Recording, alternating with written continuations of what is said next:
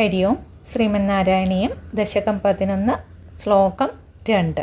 മനോജ്ഞനൈശ്രേയസകാനനാദ്യൈരനേകവാപി മണിമന്ദിരൈശ്ച അനോപമം തം ഭവതോ നികേതം മുനീശ്വരാ പ്രാപുരതീതകക്ഷ്യാഃ.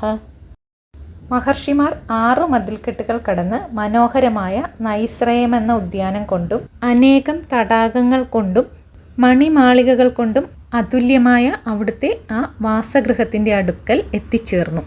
വൈകുണ്ഠത്തിലുള്ള ഉദ്യാനത്തിന് നൈശ്രയം എന്നാണ് പേര്. കൽപ്പക വൃക്ഷങ്ങൾ നിറഞ്ഞ ഉദ്യാനമാണത്. അമൃതജലം നിറഞ്ഞു നിൽക്കുന്ന തടാകങ്ങളുടെ 4 ഭാഗവും പവിഴം കൊണ്ടാണ് പടുത്തു കെട്ടിയിട്ടുള്ളത്.